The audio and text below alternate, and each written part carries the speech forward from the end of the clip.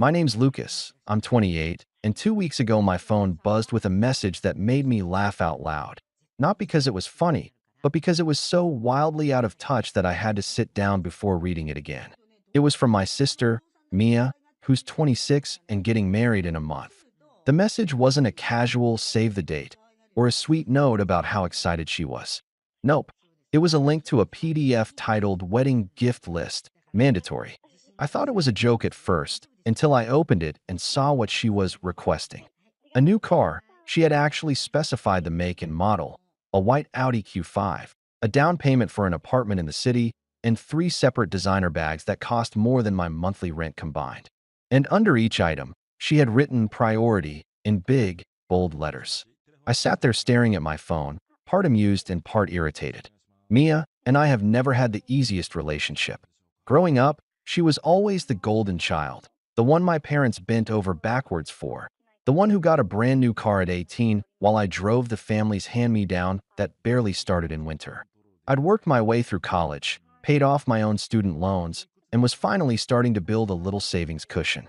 Mia, on the other hand, still lived with my parents until last year and jumped from job to job without ever really paying rent or bills.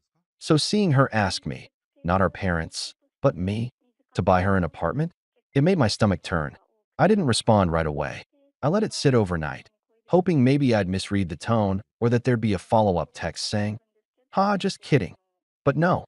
The next day, she sent a follow-up message that read, "Hey, just making sure you saw my list. We need to start arranging things so everything's ready by the honeymoon. We're counting on you. Counting on me." Like this was some kind of family duty, not a massive financial commitment she had no right to demand.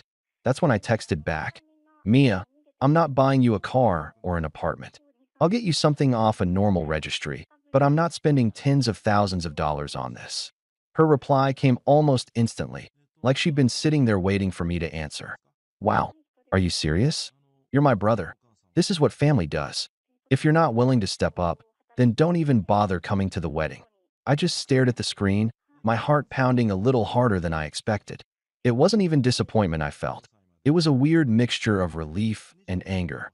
Relief because I'd always felt like I was constantly walking on eggshells with Mia, trying to keep the peace. Anger because this was her true colors showing, and she didn't even hesitate to use the wedding as leverage to get what she wanted. I didn't reply. I figured maybe she'd cool down, or our parents would talk some sense into her. Instead, my phone started lighting up with calls. First from my mom, then from my dad. When I finally picked up, my mom launched right in. No hello, no asking how I was. "Lucas, I just got off the phone with Mia.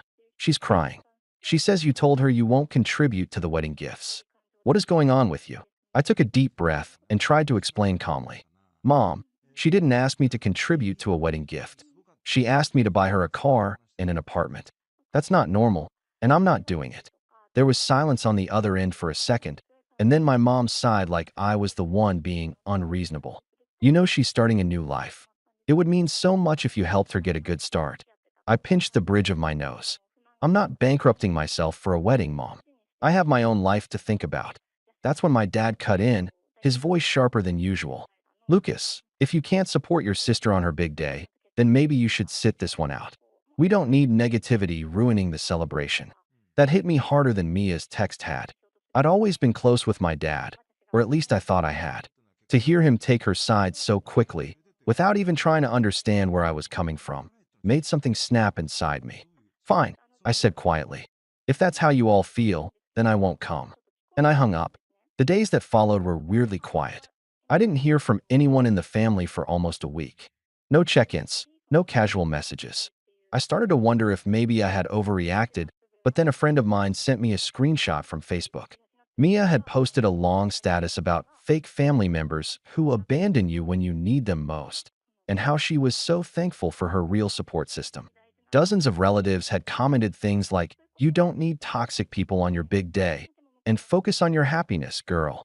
I wanted to roll my eyes, but instead I just kept quiet. I focused on work, kept my head down, and tried not to think about it. Until yesterday, when I got another call, this time from my cousin, who was actually invited to the wedding. "Dude," he said, "you're not gonna believe what just happened at the bridal shower." He lowered his voice, like he didn't want anyone to overhear him. Mia went off on one of your aunts for not getting her the right handbag. She threw the gift bag back at her and said, if you can't follow simple instructions, don't bother showing up. Half the room just got up and left. Your parents are trying to do damage control, but it's bad. Like, really bad. I just sat there listening, my pulse quickening. It was like watching a slow-motion car crash. Part of me wanted to look away, but part of me couldn't stop waiting to see what would happen next. For once, I wasn't the bad guy.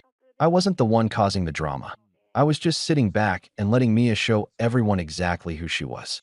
And then, right as I was processing what my cousin had told me, I got a new text from my mom. Just 4 words. We need to talk. I stared at those 4 words for a long time before responding. Part of me wanted to ignore them entirely, let my parents stew in whatever mess Mia had just created. But curiosity got the better of me, so I wrote back. About what? The typing bubbles appeared, disappeared, and then appeared again before Mom finally sent. Can you come over tonight? We need to discuss the wedding. I almost laughed. Discuss the wedding? As if I was suddenly back on the guest list. As if everything that had been said to me, all the accusations and guilt tripping, had just magically vanished. I decided to go, not because I wanted to patch things up, but because I wanted to see what exactly they were planning to say now that Mia had publicly embarrassed herself. When I arrived at my parents' house that evening, I could feel the tension before I even walked through the door. My dad opened it, his face stiff, and just said, Lucas, with a curt nod. No hug, no smile. Inside, Mom was sitting at the kitchen table with a stack of papers, and Mia was there too, arms crossed, glaring at me like I had personally ruined her life. Thanks for coming, Mom started, her voice overly calm, the kind of calm she used when she was about to drop bad news. We've been talking, and we really think this has gone too far. Mia's wedding is supposed to be a happy occasion, and right now everyone is tense and upset. It's time to put the past behind us and make things right. I leaned against the doorframe, keeping my expression neutral. I'm not the one who made things tense. I was invited to the wedding, then uninvited because I didn't want to buy an apartment. That's not on me. Mia scoffed loudly. Oh my gosh, are we really still talking about this? You're so dramatic. I never said you had to buy it. I just said it would be nice if you actually contributed for once. You've always been so selfish, Lucas. You make good money and you never help the family. Do you know how that makes me look when my own brother can't even support me? I turned to her, my jaw tightening. Mia, you didn't ask for help. You sent me a list of demands. That's not the same thing. Her eyes narrowed. You always twist everything to make me look bad. At that point, Dad stood up, clearly trying to take control. Look, arguing isn't going to solve anything. Here's what we've decided. He gestured to the stack of papers on the table. These are some of the things Mia still needs for the wedding. We thought maybe you could at least take care of 1 or 2 of them as a gesture of goodwill. I walked over and looked at the list. It wasn't as outrageous as the first one, but it was still expensive. Catered rehearsal dinner, a weekend rental for the wedding photographer's travel, and a contribution toward the honeymoon suite. I felt a slow wave of disbelief. So, let me get this straight, I said, my voice low. Mia told me not to come if I didn't buy her an apartment, and you both supported her. I stayed quiet, didn't fight back, didn't show up at her bridal shower, and now you're calling me here to try to squeeze money out of me anyway. Mom shifted uncomfortably. It's not about money, Lucas, it's about family. Everyone will notice if you're not there. People are already talking. Good. I interrupted before I could stop myself. Let them talk. That made Mia slam her hands on the table. You are unbelievable. Do you even realize how humiliating this has been for me? Everyone thinks I'm some spoiled brat because you couldn't just keep this private. You've made me look like a fool. I felt something click in that moment, a strange calmness washing over me. Mia, I said slowly, I didn't make you look like anything. You did that all by yourself. The room went silent. Mom's lips pressed into a thin line. Dad looked like he wanted to say something, but couldn't find the words. Finally, Mom spoke again, softer this time. Lucas, please. Just think about what this will do to our family if you don't come. People will think we're divided. I took a deep breath and stood up straight. Maybe we are divided. And maybe that's not such a bad thing right now. Mia let out an incredulous laugh, half a scoff. So you're really just going to skip my wedding? You're fine with me walking down the aisle knowing my own brother didn't care enough to show up. I met her gaze, my expression unreadable. I care enough not to let you bully me into buying your happiness. Her face went red, and she opened her mouth to snap back, but Mom cut in quickly. That's enough for tonight. Everyone just needs to calm down. I turned to leave, and as I reached for the door, I heard Mia mutter under her breath. If he thinks he's going to get away with this, he's got another thing coming. I paused, my hand on the doorknob, and for a brief moment, I considered saying something, warning her not to push me any further. But instead, I just walked out, letting the door click shut behind me. The air outside felt cooler than it should have. My chest felt heavy, but there was also this strange sense of clarity. For the first time, I wasn't the one trying to fix everything. I wasn't the one caving under the pressure to make peace. When I got home, I found that my phone had already started blowing up. Group texts from relatives, posts from extended family tagging me, some asking if it was true that I wasn't coming, others saying Mia had been in tears all evening. And then, just before midnight, I got another message, this time from my aunt, who has never been one to mince words. Lucas, it said, whatever you're doing, keep doing it. Tonight Mia lost it in front of everyone. People are starting to see what you've been dealing with all these years. I sat there staring at my phone, a slow, grim smile forming on my face. For once, I didn't feel like the villain of the story. For once, I wasn't the one on trial. And for the first time in a long time, I realized that maybe letting things play out wasn't just the right choice. It was the only choice. But that was before this morning, when a certain unexpected invitation showed up in my mailbox. One that made me pause, sit down at the kitchen table, and wonder if my sister had just made the biggest mistake of her life. It wasn't a normal wedding invitation, not the pretty, embossed kind that couples usually send out. This one looked rushed, like it had been printed on regular cardstock and mailed last minute. My name was handwritten on the envelope, and inside was a single sheet that simply read, Lucas, you're invited back to the wedding. Please come. Mia. No apology. No explanation. No acknowledgement of the weeks of drama she had caused. Just a curt little note that sounded less like an olive branch and more like a command.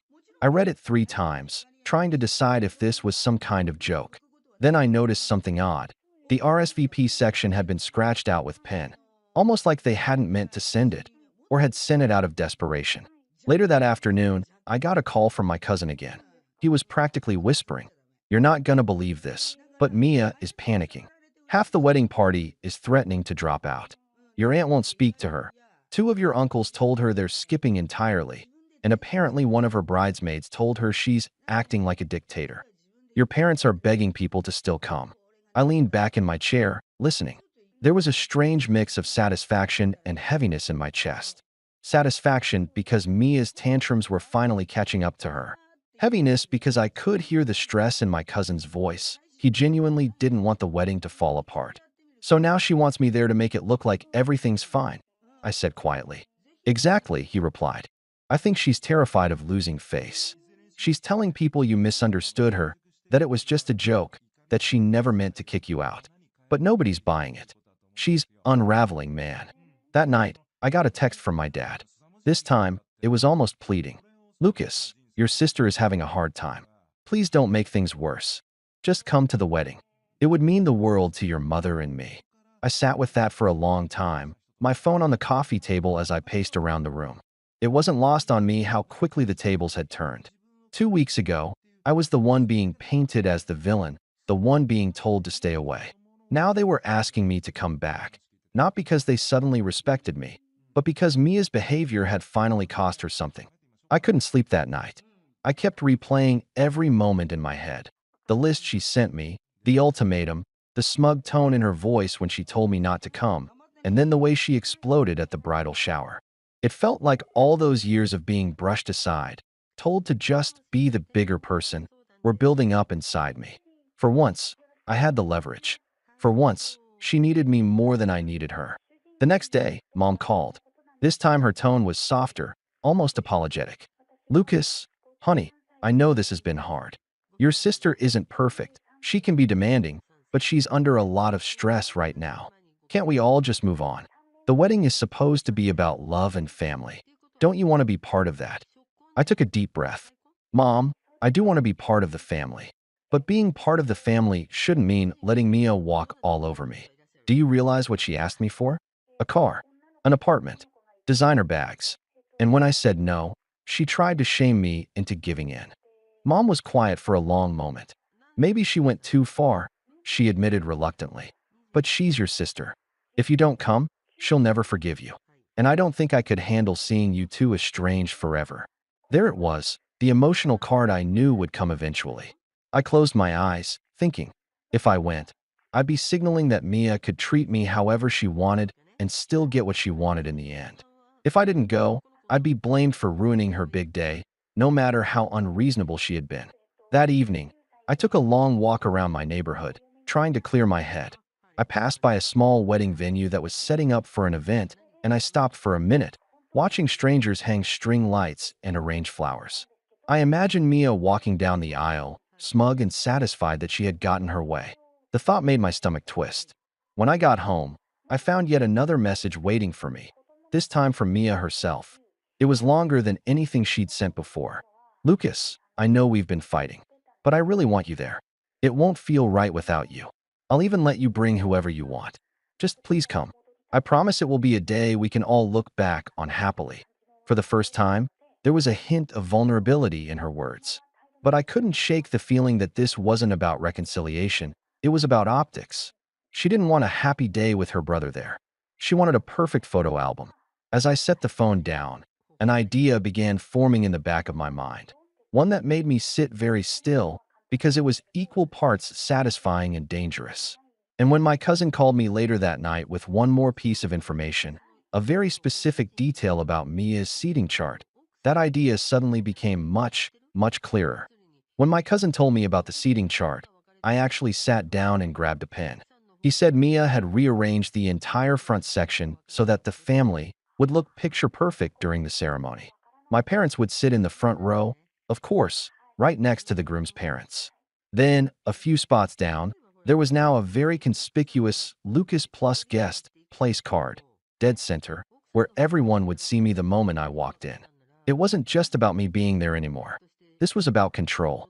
Mia wanted to stage a performance, a flawless wedding where she could show the world that everything was perfect, that she had the love and support of everyone, even the brother she had humiliated weeks earlier. And that was when I decided that if I went, I wouldn't just sit quietly and play along. I would go on my terms, not hers. The next day, I called my cousin back. Tell them I'll come, I said simply. But I'm not buying anything from that list, and I'm not changing my mind at the last minute. If they want me there, they get me as I am, not as Mia wants me to be. He laughed softly. Oh, this is going to be interesting. In the days leading up to the wedding, my phone blew up with messages from relatives thanking me for making peace, telling me how glad they were I'd be there. Mia even sent one more message, a single thumbs up emoji, as if that was supposed to close the chapter. The morning of the wedding, I dressed carefully, choosing a navy suit I knew looked good on me, but wasn't flashy. I wasn't there to cause a scene, not yet. But I did bring a guest, not a date, but my best friend Eric, the one who had been my roommate in college and knew every story about my family drama. He had been there for me through my lowest points, including the night I paid off my last student loan while Mia was on a shopping trip in Paris. You sure about this? He asked as we pulled into the venue parking lot. Very sure, I said, though my heart was thudding in my chest. The venue was a beautiful vineyard, all white chairs and soft music and fairy lights strung between oak trees. As soon as we arrived, the air shifted. I could feel eyes on me as we walked toward the seating area. My mom spotted me first and stood up quickly, her face a mix of relief and nerves. Lucas, you made it, she said, giving me a quick hug. I'm so glad you came. My dad nodded at me stiffly, but I caught a flicker of pride in his expression, like he was glad I hadn't completely abandoned the family. Then Mia appeared. She looked stunning, of course, her makeup perfect, her hair done up in an elaborate style, but her smile when she saw me was too wide, too rehearsed. Lucas, she said in that airy, fake sweet tone. I'm so glad you could make it. I nodded politely. Wouldn't miss it, I said. Her eyes darted to Eric, clearly surprised. And you brought a friend? Yeah, I said evenly. I figured since I was being put on display, I might as well have someone in my corner. She blinked but didn't respond, just turned on her heel and walked away to greet someone else. The ceremony started, and everything was as picture perfect as Mia had planned. The music swelled, the groom beamed, And when Mia walked down the aisle, there were actual gasps. For a brief moment, I almost softened, almost. But then I remembered the texts, the calls, the way she had told me not to come if I wouldn't buy her happiness. The real moment came after the vows, during the reception. People were laughing and clinking glasses, waiters weaving between tables with trays of champagne. I waited until after the first dance, when everyone's attention was on the couple, and then I stood up during the toast portion. "Hi, everyone," I said, raising my glass. "I'm Lucas, the brother who, until about a week ago, wasn't supposed to be here." There was an awkward ripple of laughter. I saw Mia's smile freeze for a split second. "I just wanted to say," I continued, "that weddings are supposed to be about love and new beginnings. They're also about family, the real kind of family, the kind that sticks together when things get hard, not just when it's convenient or when there's money involved. And I think today is a good day to remind ourselves that respect goes both ways." You could have heard a pin drop. Some people nodded, others shifted uncomfortably. Mia's face was pale now, her hand gripping the back of her chair. "So," I went on, my voice calm but steady, "I didn't buy an apartment or a car or any of the other things I was asked to buy. What I did bring today was something better, myself, on my own terms. Because I may not be the perfect brother, but I refuse to be the doormat brother." I raised my glass again, finished my toast, and sat down. There was a beat of silence, and then several people, including my aunt, two uncles, and even the groom's father, actually clapped. Mia's face was crimson now. She stood up abruptly, muttered something about needing to check on the cake, and stalked off toward the kitchen. The rest of the reception felt lighter. People kept coming up to me, quietly thanking me for saying what they had been thinking for weeks. Even my dad eventually came over, put a hand on my shoulder, and said, "You spoke well, son." But the real fallout came later that night. My cousin texted me a photo from the bridal suite. Mia sitting on the floor in her wedding dress, mascara running down her face, my mom sitting next to her looking exhausted. Apparently, Mia had accused half the family of taking sides and threatened to cut people out of her life entirely. My cousin just wrote, "She finally sees it. Everyone's done catering to her tantrums." As Eric and I drove home, I felt something I hadn't felt in years: peace. For the first time, I hadn't caved, hadn't apologized just to keep the peace. I had stood up for myself in front of everyone, and instead of making me the villain, it had forced Mia to confront her own behavior. The next morning, I woke up to a single text from my mom. "Lucas, I know last night was hard, but you did the right thing. Maybe this will be the wake-up call she needs." I stared at that message for a long time, then set the phone down and smiled. Whatever happened next, I knew I'd finally broken the cycle. And this time, I wasn't going to be the one to fix it. Mia would have to decide whether she wanted to grow up or stay exactly where she was. Either way, I wasn't going back to being the quiet, compliant brother ever again. And for the first time in a long time, that felt like freedom. My name's Nathan, I'm 34, and until a few weeks ago, I thought I had the perfect little life. My wife, Claire, is 32, and we've been married for 6 years. Her family lives just across town, which is convenient, or so I used to think. I was raised to believe that family is family. You pitch in, you help where you can, and you never keep score. That mindset is exactly how I ended up being the unpaid handyman, mechanic, and landscaper for my in-laws for over 5 years. Every weekend, without fail, I'd drive over there Saturday morning. I'd mow the lawn, trim the hedges, fix whatever needed fixing, leaky faucets, broken steps, you name it. Her dad, Jim, is one of those old-school types who thinks manual labor builds character. But conveniently, his character building never seemed to involve his own two hands. When their cars had issues, I'd spend hours under the hood. Brake pads, oil changes, alternators. If it could be done in a driveway, I did it. I never asked for a penny. Not once. It wasn't about money. I wanted to be a good son-in-law, a good husband, someone Claire could be proud of. I figured, one day, maybe they'd see me as part of the family, not just the guy who married their daughter. But with every passing year, I started to notice something. There was no gratitude, no thanks, no acknowledgement. It wasn't just that they took my help for granted. It was like they felt entitled to it. One Saturday, about 4 months ago, I came over to find a handwritten list taped to the garage door. "Things to do today" was written in Claire's mom's neat handwriting. Under it, fix squeaky screen door, replace 2 light bulbs, check car battery, mow lawn, clean gutters. No greeting. No, hi Nathan. Just a to-do list, waiting for me like I was the hired help. I brought it up to Claire that night. She just shrugged. You know how they are. They appreciate it, they're just not good at saying it. So I swallowed it, like I always did. But the real breaking point came 2 weeks ago. I had just finished changing the oil in Jim's car. He drives an old pickup that leaks like crazy, and I was wiping the grease off my hands when he came out onto the porch. Claire and her mom were there too, chatting. Jim looked me dead in the eye and said, "You know, Nate, if you drop dead tomorrow, we'd just pay someone better to do this stuff." Claire laughed, like it was a joke. Something in me went quiet. I didn't yell. I didn't argue. I just nodded. Inside, though, something snapped. That night, I told Claire I wasn't going over next weekend. She didn't even look up from her phone. "Fine," she said. "But you know Dad can't clean those gutters himself. He's going to be annoyed." I stayed home. I spent that Saturday morning on my couch, drinking coffee in peace for the first time in years. Around noon, Claire texted me, "Dad says the grass looks awful." I didn't reply.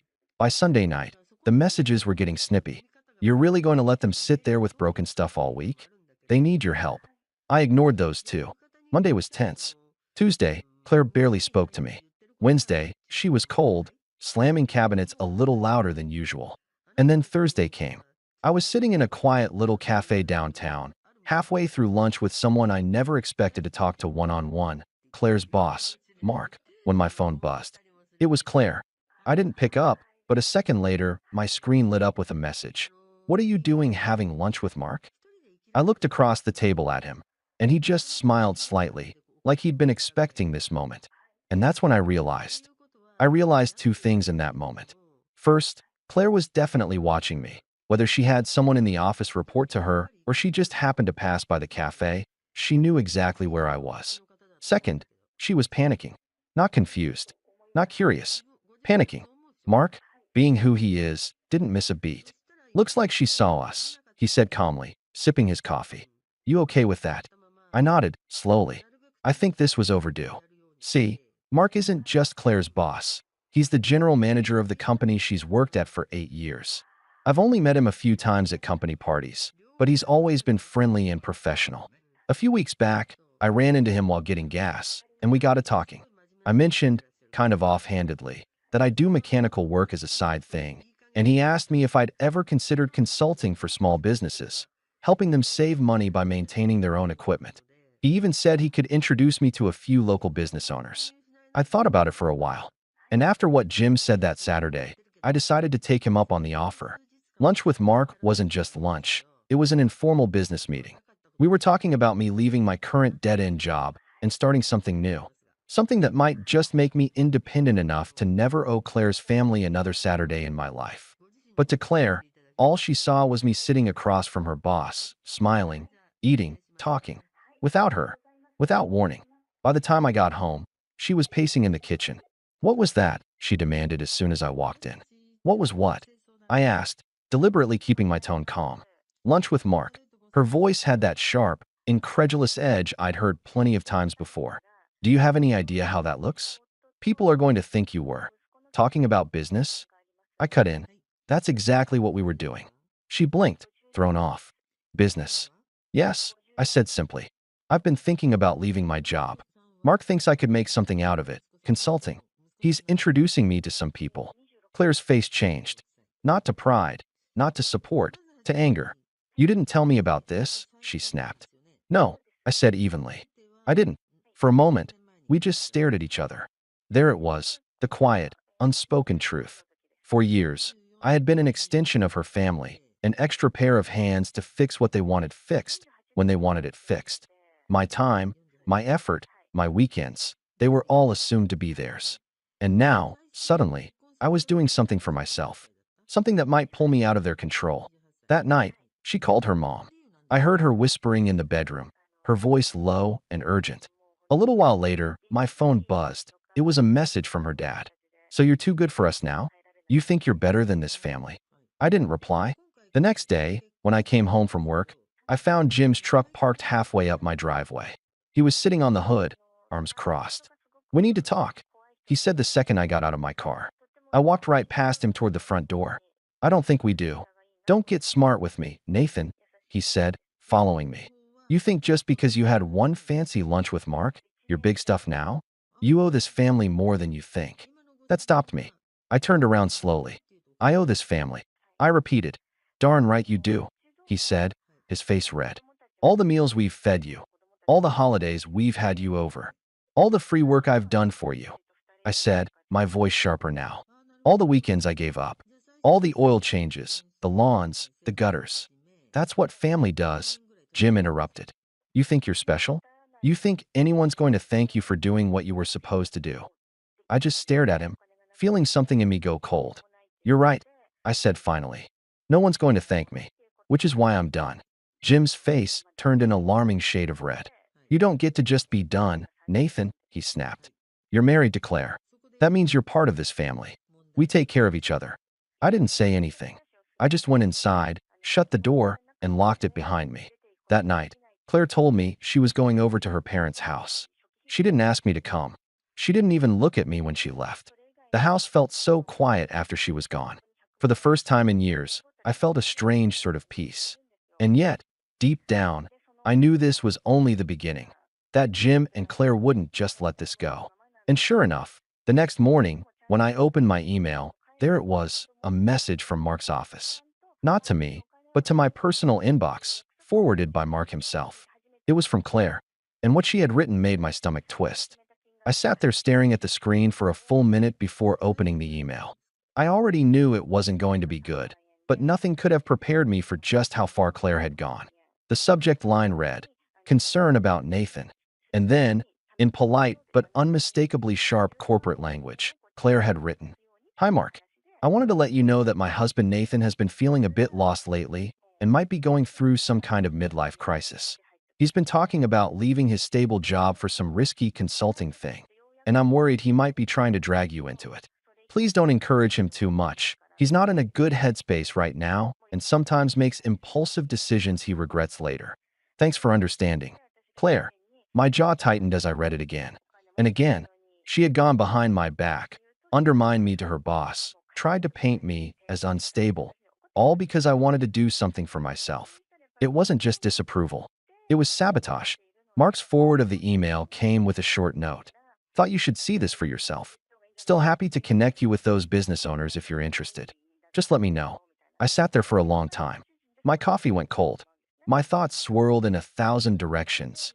Anger, betrayal, hurt, a strange sort of numbness. When Claire came home that evening, she acted as though nothing had happened. She put her bag down, kicked off her shoes, and went straight to the kitchen. You ate? She asked casually. I didn't answer. I just held up my phone, screen facing her. Her face drained of color when she saw the email. You went through my emails? She said defensively, crossing her arms. Mark forwarded it to me, I said quietly. She blinked. Then her expression hardened. Well, someone had to say something before you ruined your life. My life? I repeated, my voice flat. Yes, she snapped. You can't just throw away a stable job because you're mad at my dad. That's childish, Nathan. That word, childish, hit me like a slap. After everything I'd done for her family, after all the hours I'd poured into keeping their lives running smoothly, she thought I was the one being childish? You didn't just tell me how you felt, I said slowly. You went behind my back and tried to kill something before it even started. Claire's tone softened slightly. I was just trying to protect you. No, I said, shaking my head. You were trying to keep me where you wanted me. Right here. Every weekend. At your parents' house, fixing their problems. She opened her mouth to argue, but I walked past her and went into the bedroom. I needed space before I said something I couldn't take back. That night, I lay awake for hours. I kept replaying Jim's words on that porch, hearing Claire's laugh, seeing that email in my head over and over. By morning, something had shifted inside me. I called Mark.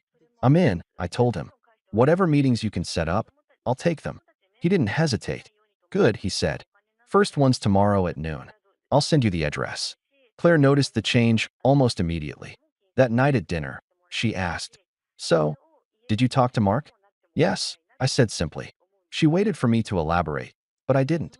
The silence between us stretched until she finally said, You're not really doing this. I am, I said. Her jaw clenched. You're making a mistake. I didn't reply. The next day, I went to that meeting. Then another the following week. And another. And with every conversation, every potential contract discussed, I felt lighter, more in control of my own life. But with every meeting I took, Claire's mood got worse. Her texts started coming more frequently. Are you still mad? You're ignoring your family. Dad says the grass looks like a jungle now. When are you going to fix the garage door for Mom? I didn't answer most of them. And when I did, it was short. Finally, one night, she confronted me head on. You're punishing them, she said angrily. I'm not punishing them, I said calmly. I'm just not giving them free labor anymore. You owe them, Nathan, she shouted. They've done so much for you. What exactly? I interrupted. Fed me dinner a few times? Invited me over for holidays? Do you think that balances out 5 years of work? Her mouth opened, then shut. For the first time, she didn't seem to have an answer. But the next weekend, when I stayed home again, Jim showed up. This time, he didn't knock. He barged right into my garage while I was working on my own car. You think you can just walk away? He said, his voice low and dangerous. I stood up slowly, wiping my hands on a rag. I don't think, I said evenly. I know. You're going to regret this, Jim said, stepping closer. Claire's miserable. Her mother's miserable. You're tearing this family apart. I just looked at him. If a few unmowed lawns are tearing your family apart, I said, maybe your family wasn't that strong to begin with. His face darkened. You're not welcome over there anymore. Something about hearing him say that, like it was supposed to hurt me, almost made me laugh. Good, I said simply. And that's when his phone buzzed. He glanced at it, frowned, and then his head shot up to glare at me. You're having lunch with Mark again? The corner of my mouth twitched into a smile. Yep, I said. And next week, too. I could see the storm brewing behind his eyes. He opened his mouth to say something else, but stopped, clenching his fists, and stormed out instead. For a moment, I just stood there in the quiet garage, heart pounding. And then I realized something. The game had officially changed. This wasn't about mowing lawns anymore. This was about control. And for the first time in years, I wasn't playing by their rules. After Jim stormed out of my garage, I knew things were going to get ugly before they got better. What I didn't expect was how fast the escalation came. The very next day, I got a call from one of the business owners I had just met with. Hey, Nathan, he said hesitantly. I got a strange message from someone claiming to be your father-in-law. He said you've been unstable lately and might not be reliable to work with. I just wanted to check with you before we go any further. My stomach sank, but I kept my voice steady. Thanks for letting me know. That won't be an issue. I'll handle it. When I hung up, my hands were shaking. This wasn't just about control anymore. They were actively trying to destroy my reputation before I'd even built it. That night, I sat Claire down. Did you know your dad's been calling people I'm meeting with and telling them I'm unstable? She froze. What? He called Greg, I said, naming the business owner. Tried to scare him away from working with me. Claire pressed her lips together. He's just worried about you. No, I said flatly. He's worried about losing me as free labor. Her silence said everything I needed to know. Something hardened in me right then. I'd spent 5 years bending over backwards for these people, and this was how they repaid me, sabotaging me, undermining me, trying to box me back into the role of their weekend errand boy. That night, I made a decision. Over the next 2 weeks, I worked quietly but intensely. I took every meeting Mark set up, shook every hand, got every contract signed. I lined up 3 small businesses willing to hire me on a monthly retainer to maintain their equipment, saving them thousands compared to hiring mechanics or contractors. By the end of that 2 weeks, I had enough steady work lined up to match my current salary, and that was just the beginning. When I told Mark I was officially putting in my notice, he grinned. Good for you, he said. You've got a knack for this. The timing couldn't have been better. Claire's parents had planned a big family barbecue that weekend, one they insisted I attend. Claire told me flatly, if you don't come, it's going to make things worse. So I went. The moment I stepped into their backyard, I could feel the tension. Conversations dipped, heads turned. Jim was standing by the grill, arms crossed, his expression smug, like he thought I was crawling back to apologize.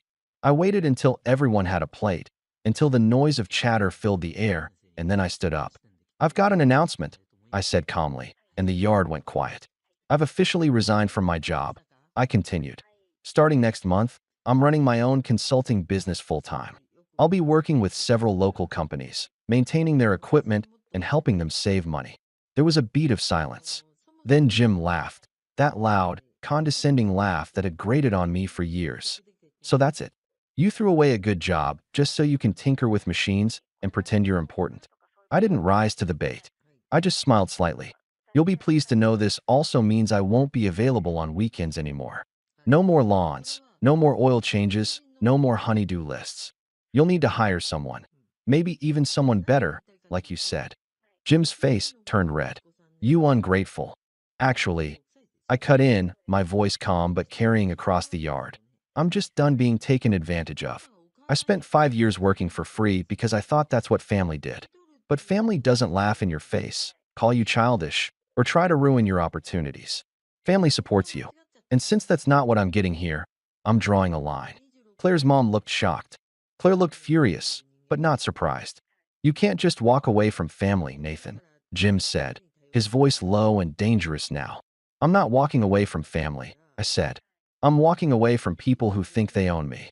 And with that, I set my plate down, nodded politely to the relatives who were staring wide-eyed, and walked out of that backyard for the last time. Claire came home hours later. I was packing a small overnight bag. Where are you going? She asked, her voice tight. To a hotel, I said simply. I need space to think. And so do you. She looked stunned. You're just leaving? No, I said. I'm giving you time to decide if you're on my side or theirs. Because I'm not going back to the way things were. Not ever. She didn't say anything as I walked past her and out the door. For a week, I stayed in that hotel, working, meeting clients, building my business.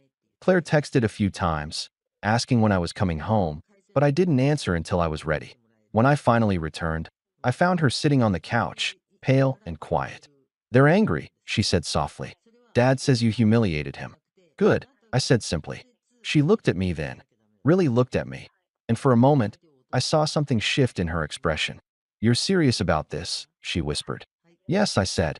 I'm serious about not living my life as their unpaid help. I'm serious about being respected in my own marriage. And I'm serious about building something for myself. For a long moment, she just sat there. Then she nodded slowly. Okay, she said. Then I guess I need to decide where I stand. She spent the weekend at her parents' house. I didn't call, didn't text, didn't check in. When she came back Sunday night, she sat down next to me and said quietly, I told them I won't choose between them and you. If they want me in their lives, they have to respect you. It wasn't a perfect ending. There was tension for weeks afterward, plenty of cold shoulders and pointed comments from her family. But slowly it faded. Jim never apologized outright, but he stopped calling me for help. They hired a lawn service, took their cars to a mechanic, paid a contractor to fix their gutters. And me? My business grew. By the end of the year, I had doubled my old salary. I worked my own hours, set my own schedule, and for the first time in years, my weekends were mine. Sometimes, when I drive past their house and see someone else mowing the lawn, I can't help but smile. Not out of spite, but out of relief, because that chapter of my life is closed. And the last time Jim saw me at a family dinner, he didn't make a single snide comment. He just nodded once and said, Heard you're doing well. I nodded back. I am. And for the first time since I'd married into that family, I actually believed it.